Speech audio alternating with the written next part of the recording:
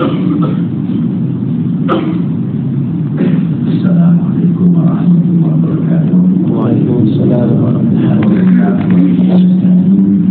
Wassalatu wassalamu ala Rasulillah wa ala alihi wa sahbihi ajma'in. Subhanaka la ilma lana illa ma 'allamtana innaka antal alimul hakim. Wa la hawla wa la quwwata illa billahil aliyyil azim. Allahumma salli wa sallim wa barik ala maulana Muhammad wa ala alihi wa sahbihi ajma'in. Amma ba'd.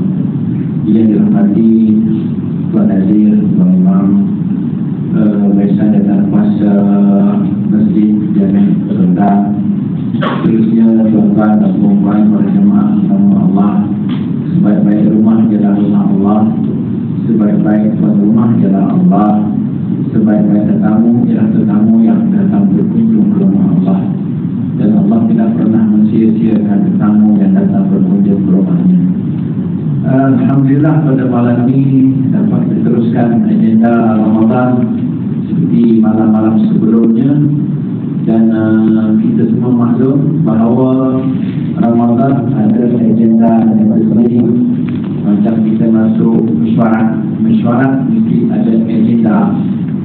Jadi agenda Ramadan tuan-tuan mesti dilengkapkan sebagaimana agenda mesyuarat.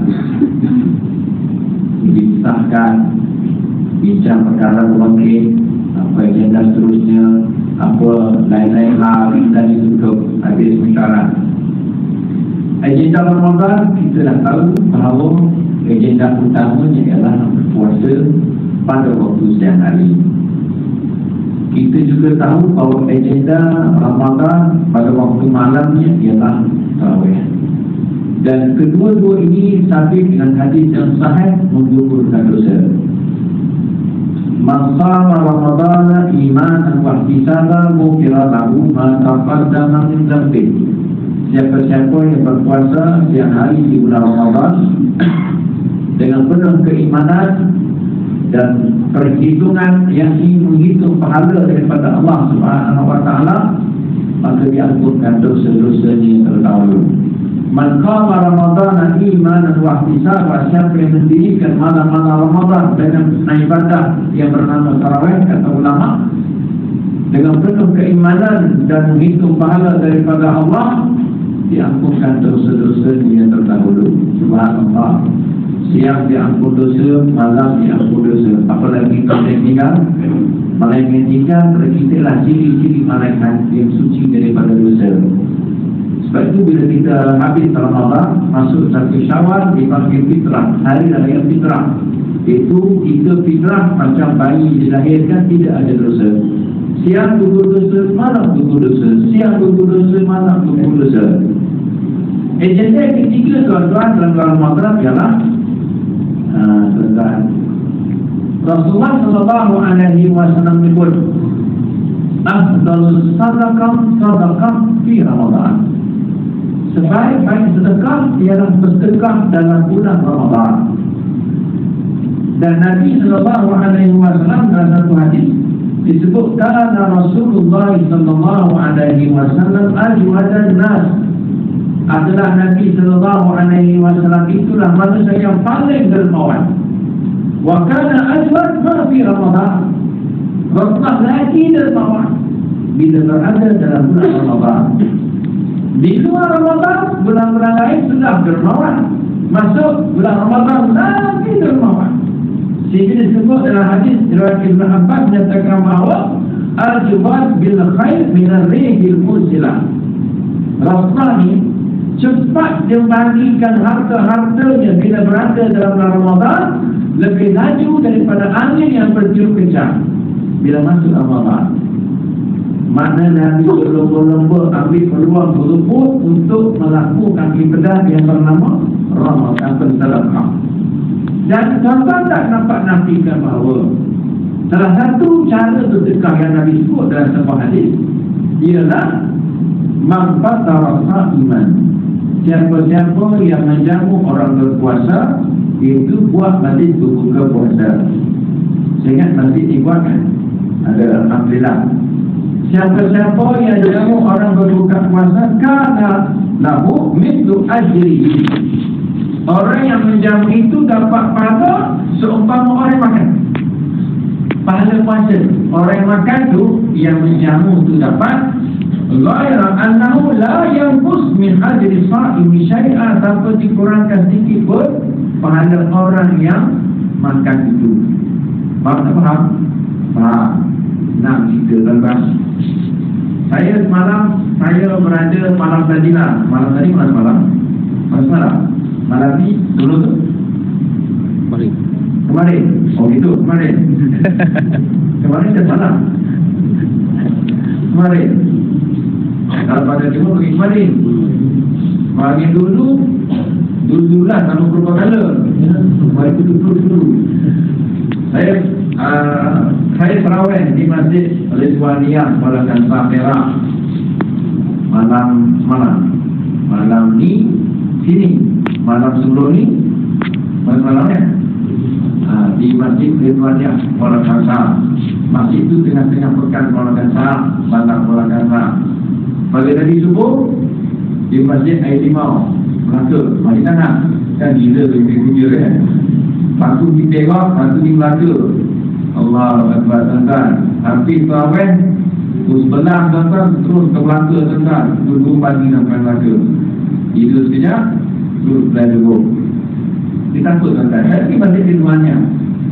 Saya tanya JP semua ramai tuan-tuan. Saya terdekat 3,000 orang. Masjid Ridwaniyah dalam masjid itu besar. Dia buat lepas habis witir, buat tazkirah ataupun ceramah tak habis witir. Jangan kalau kita buat witir terawih, kita buat memang itu baru kita buat lampak rakaat, baru kita perangkap pada muka. Saya tanya masjid ni buat tak maju buka puasa? Tak buat. Apa ni masjid, bukan masjid mana? Masjid Air Limau Melaka? Tak buat. Masjid Air Limau Melaka? Tak buat. Siapa pada ni? Jangan katakan memalukan ya. Allah SWT. Ini kan semua Melaka lah. Masjid itu tak buat. Masjid Ridwaniyah buat tuan-tuan. Lebih kurang dengan 250 orang yang hadir pada buka puasa. Subhanallah. Satu cerita dalam Facebook barangkali tuan-tuan ada baca. Macam ceritanya adalah seorang laki-laki pergi ke sebuah masjid dan dilihat ramai orang solat berjemaah maghrib bulan Ramadan di masjid tersebut, penuh masjid itu. Jadi dijumpa Pak Imam, macam mana rahsia Pak Imam boleh kumpulkan jemaah solat maghrib di masjid ini bulan Ramadan? Dia kata kita buat majlis buka puasa. Pak Imam habis berapa ringgit untuk jamu semua orang buka puasa satu hari? Tanya laki-laki ni. Saya habis satu hari 2,400 ringgit. Bukan dia lah, di masjid lah ya. Saya masjid ni telah memperlukan tiap-tiap hari 2,400 ringgit untuk jamu orang buka puasa. Saya yakin itu juga di sumbangan daripada orang ramai lah. Bayangkan tuan-tuan, satu hari 2,400 darat dengan 30 hari sebulan Ramadan. Laki-laki dengan siapa? Kalau macam tu Pak Iman, saya dah simpan 2,000 ringgit. Kata Pak Iman, 2,000 ringgit untuk sehari ke sebulan? Pak Iman, 2,000 ringgit untuk sehari. Tiap-tiap hari saya akan bagi 2,000 ringgit. Sebulan 60,000 ringgit. Mana nampak? Yang datang buka puasa semuanya bukan masjid. Maknanya tuan-tuan, kalaulah seramai itu buka puasa, dia dapat pahala seramai itu tuan-tuan. Kita ni tuan-tuan, pahala puasa kita tak sempurna. Saya yakin kalau orang Melaka, insyaAllah ya, kalau ada dosa pun dosa mulut, dosa telinga saja. Tapi kalau orang Kuala Lumpur, orang Serkan terutamanya banyak dosa tuan-tuan. Betul sebut. Kalau kita pergi kerja, naik LRT ke, naik bas ke tuan-tuan, kompor pagi-pagi balik kerja pula petang-petang, kompor tuan-tuan. Pahala kita tinggal barangkali 1/10. Mata tengok amoy pakai singlet, pakai skirt pendek. Siapa-siapa naik komputer nanti tahu lah. Kalau dia berdiri, amoy duduk, dia nampak dari atas. Kalau ada duduk depan amoy, dia nampak dari depan. Masya Allah, skirt pendek tuan-tuan. Nak kata apa lagi tuan-tuan? Dosa mata tak tengok, rugi. Free. Itu dosa mata saja. Dalam dulu turun. Habislah tuan-tuan dia tergerak. Menjunah pahala puasa kita. Belum sekali pahala apa ni dosa mulut. Dosa telinga belum lagi tuan-tuan. Dosa jari, WhatsApp belum lagi tuan-tuan. Dosa mata. Allahu Akbar. Sebab itu tuan-tuan, Nabi galakkan kita jamu orang buka puasa. Puasa orang tersebut kita dapat. Kita top-up balik kredit puasa kita. Pak nak ada penuh balik. Penuh balik, bateri penuh balik tuan-tuan. Siapa yang penuhkan? Puasa orang lain tolong penuhkan. Bila kita jamu kepada itu buka puasa, pahala mereka kita dapat. Penuh balik.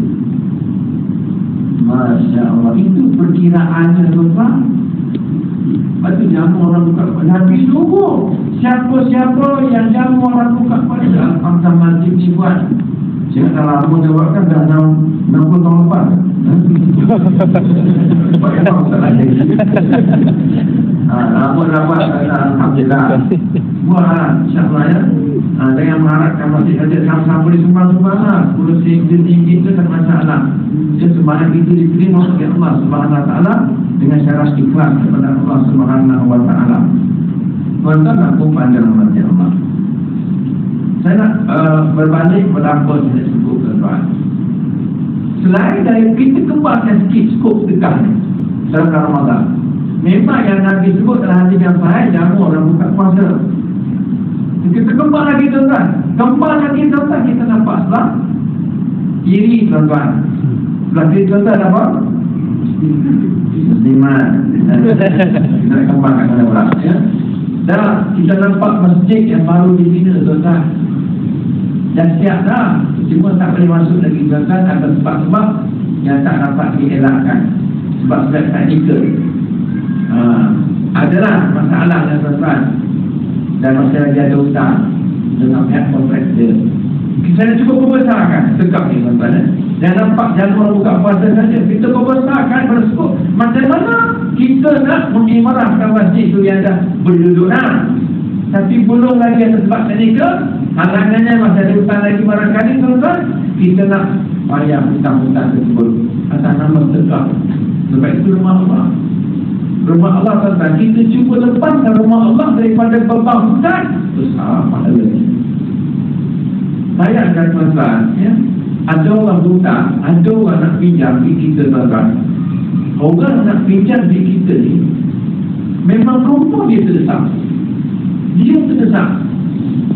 Sebab itu bila kita bagi kepada orang yang datang nak meminjam, dia berbeza pahalanya. Kita bagi, kita nampak orang susah, kita bagi kat dia. Sebab orang yang susah tu mungkin dia boleh hadapi kesusahan. Sebab tu dia tak minta. Kita nampak dia susah, kita bagi.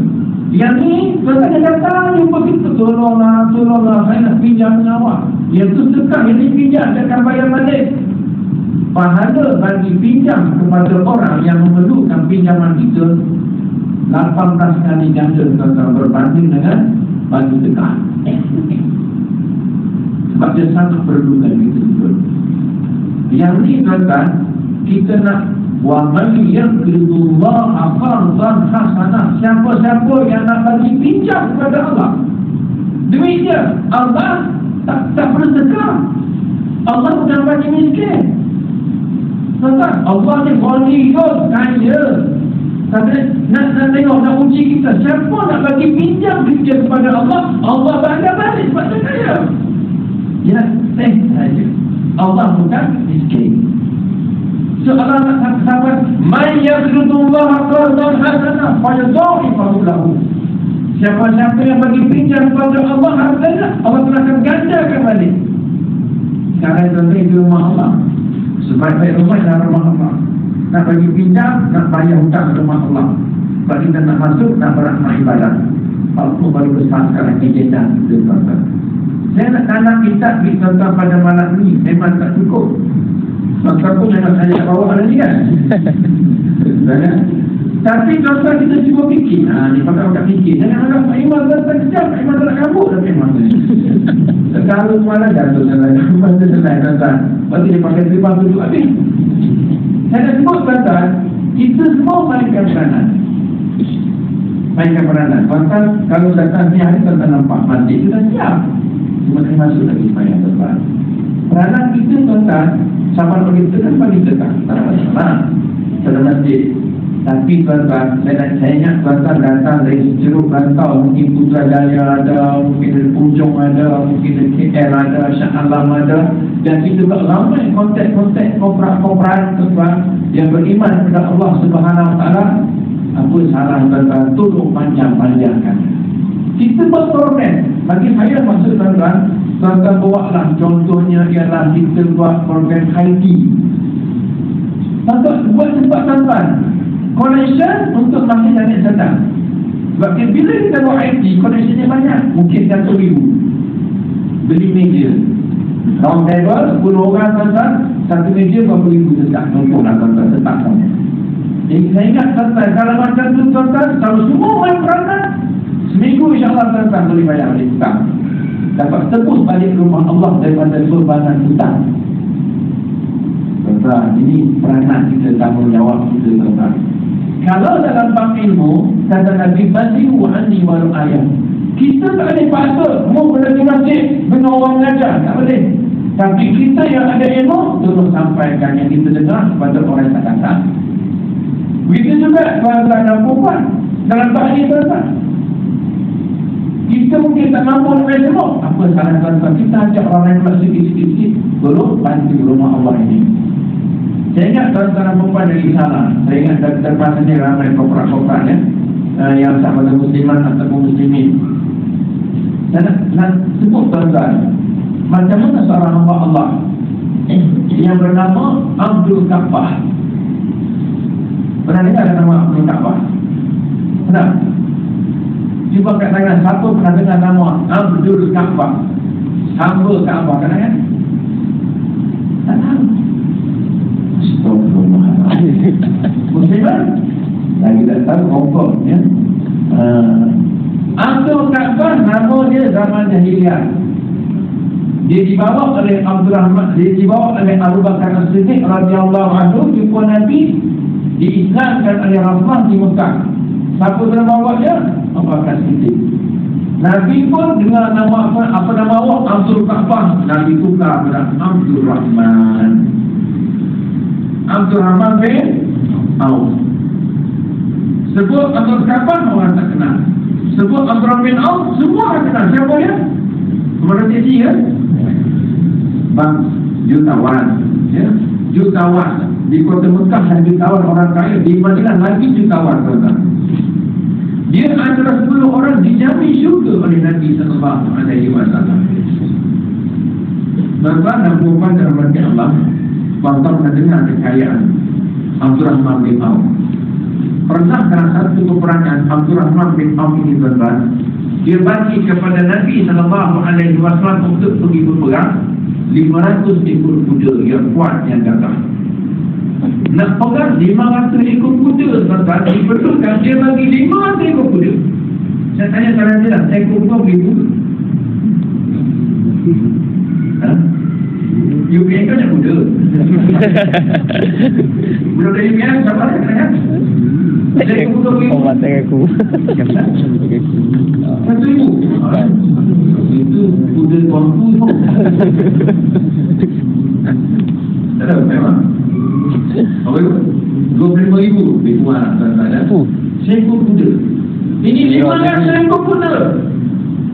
Tak cukup dengan itu tuan-tuan. Ada pula senjata, barang, makanan pun semua. Dan tak ke mana. Dia bagi pula 500 ekor unta kepada Nabi untuk letak barang je atas unta untuk pergi jihad ni. Subhanallah. Saya kata ibu Pak Iman dulu berhenti lah. Lepas tu Pak Iman dia jawab ke tuan-tuan, 500,000 lah. Dia buat Masya Allah tuan-tuan. Jangan sendiri tuan-tuan. Kuda 500 ekor, unta 500 ekor tuan-tuan. Tapi makin kaya, bukan makin miskin, apa kenapa? Subhanallah. Tuan-tuan dan puan dalam hati Allah, dia ada satu tanah tuan-tuan, Abdul bin Auf ni. Di Madinah ada tanah, dia beli dari orang Yahudi tuan-tuan. Pasal-pasal pun dia beli orang Yahudi tuan-tuan, dia dapat pasal lagi banyak. Itu kayak bertauhid nak. Kita maju tuan-tuan sekarang. Tengok, nak buat asam jawa sendiri tak boleh. Makan asam jawa oleh buat tuan-tuan yang Allah tengok kilang tu nak kotor, punya nak kotor tuan-tuan. Tepung jagung tengok, Masya Allah macam ni. Tepung jagung, jagungan ya. Orang bukan Islam buat tuan-tuan. Bantu kita tuan-tuan sebab kita tidak kuasai ekonomi. Kena pula heboh pula dalam ayam ada enzim babi pula. Pokoknya hari ni kita makan babi ke? Namun bila-bila mudah-mudahan tidak begitu lah. Tapi tuan-tuan perempuan sama Islam tidak. Sebab orang kita kuasa ekonomi dia halal sikit-sikit orang Yahudi daripada pasar. Sampai halal antara yang out of pay out. Dia bukan halal macam tu tuan-tuan. Dia main strategy business. Tuan-tuan, Allah. Dia beli tanah tuan-tuan, dia jual tanah balik. Abdul Rahman bin Auf dia jual tanah tuan-tuan. Dia dapat 4,000 dinar. Dia dapat 40,000 dinar. Sebidang tanah yang luas dapat 40,000 dinar. 40,000 dinar pada hari yang sama tuan-tuan. Dia keluar, dia bagi kepada fakir miskin. Ambil. Orang perlukan duit, ambil. Orang pinjam, ambil. Istirahlah, cuma dia bagi sikit-sikit orang tuan-tuan. Habis sekejap 40,000 dinar. 40,000 dinar tuan-tuan. Nilainya 170,000 gram emas. Kita kalkulate dalam RN tuan-tuan, lebih kurang 25 juta ringgit. Sekali bagi miskin. Subhanallah. Tak miskin-miskin, lagi kaya. Sebab dia lagi pintar pada Allah. Apa kata Allah? Allah gandakan balik tuan-tuan. Subhanallah. Lagi kaya tuan-tuan, dia bukan simpan, dia bagi pula tuan-tuan. Abdul Rahman bin Auf sebelum dia meninggal tuan-tuan, dia wasiatkan hartanya 50,000 dinar untuk fisabilillah. 50,000 dinar untuk fisabilillah. 50,000 dinar tuan-tuan. Kalkulate dalam RM ringgit adalah lebih dari RM31 juta ringgit. 31 juta ringgit tuan-tuan. Dia pun lagi banyak dapat duit. Dia fikir apa dapat duit ni? Dia pun ingat orang yang pertama perang Badar. Allah Ta'ala bagi ganjaran kepada orang ikut perang Badar, semua dosa mereka diampunkan. Dalam pagi apa pun buat ada kata Allah, aku dah tahu. Dia pun fikir, aku nak bagi hadiah kepada orang yang ikut perang Badar, iaitu setiap orang akan dapat 400 dinar. Dinar itu ikhlas tak? Beriman. Dan kita tu 50% tu kan beriman tu. Ibu hidup tu kan. 400 dinar seorang ahli perang Badar dapat. Masa tu tuan-tuan bayangkan dia Abdul bin Auf meninggal zaman Ustaz bin Affan. Tak lama dia harapkan. Maknanya sahabat-sahabat yang perang Badar dah ramai meninggal. Kita bayangkan tuan-tuan separuh masih hidup. Iaitu lebih kurang 150 orang. Sebab perang Badar 313 tentera Islam. Bayangkan 150 orang masih hidup. Dia bagi tuan-tuan 400 dinar. Artinya jumlahnya 60,000 dinar. Dia bagi perang Badar tuan-tuan 60,000 dinar. Dia orang dapat 400 dinar. Kita kira tuan-tuan dalam ringgit 38 juta ringgit. Tapi tak pernah suruh kita tuan-tuan. Allah bagi balik tuan-tuan pada dia. Subhanallah. Bukan sekadar tuan bagi pahala.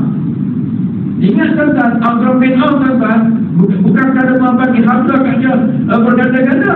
Pertama tuan-tuan, kehidupan Abdul bin Auf tidak lari daripada jihad. Semua jihad dia masuk. Kalau tuan-tuan lihat dalam perang Uhud tuan-tuan, dia kena panah, dia kena tombak.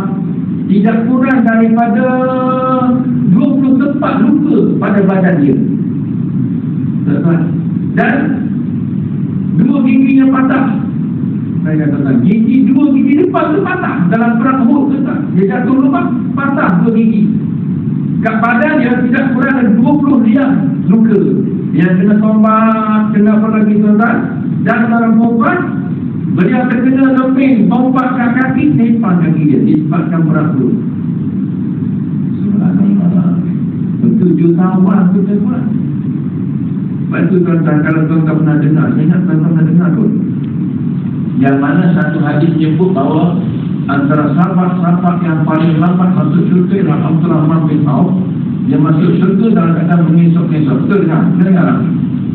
Hadis tersebut palsu. Ada sebut direka-reka untuk melemahkan umat Islam dari segi ekonomi. Jangan jadi kaya. Sama-sama jadi kaya, masuk syurga mengisap-isap. Hadis palsu. Tuan-tuan jangan percaya, tuan-tuan hadis tersebut. Jadi tuan-tuan dan perempuan pada malam ini sama-sama lah tuan-tuan. Kalau Abdurrahman bin Auf berbuat macam tu, siapa lah kita pula kan? Kita ni kan umat Nabi Muhammad SAW sama dengan Abdurrahman bin Auf. Sama-sama lah kita bantu macam nak selesaikan masjid tuan-tuan. Jadi fikir tuan-tuan, saya siapa iman dengan Tuan Haji? Saya kesian tuan-tuan, saya makan Allah. Jangan menjauhan yang makin dua tuan-tuan. Fikir masalah tuan-tuan, ya Allah. Banyak tuan-tuan, kita cuba sama-sama tuan-tuan. Sebab itu rumah Allah. Rumah Allah tuan-tuan, rumah kita. Rumah Allah kita. Pakat tuan-tuan, dengar yang kerja bank tolonglah. Ya. Buat apa ni event kat bank tersebut, kat bank masing-masing, kita nak buat IT kat bank. Kutipan, pergi ke masjid dan naik sedang. Apa? Kalau tuan-tuan perlu, panggil saya lah. Salah-salah. Panggil saya untuk cakap lebih setengah jam. Apa kelebihan infak, kemana infaknya akan pergi, apa janji Allah, saya sedia bantu tuan-tuan. Ya, kerana untuk masjid ini. Tuan-tuan, buat. Sampai Pak Imam, panggil saya. Isikan satu blok untuk setengah jam. InsyaAllah tuan-tuan ya. Kalau nak akan habis, boleh kita handle nanti. Yang lupa, terus salah. Pak Imam boleh kontak. InsyaAllah tuan saya, mudah-mudahan kita semua pakat-pakat bantu infakkan dan kita fikir masalah ini sepanjang Ramadan untuk selesaikan masjid ataupun rumah Allah. Mudah-mudahan dapat didirikan salat dengan sebuah segera Allah SWT. Bismillahirrahmanirrahim. Alhamdulillahirabbil alamin wassalatu wassalamu ala Rasulillah wa ala alihi wa sahbihi ajma'in. Allahumma faqqihna ma nasina wa 'allimna ma jahilna. Rabbi zidna ilma warzuqna fahma. Allahumma faqqihna fid din wa 'allimna ta'wil rahmatika ya arhamar rahimin.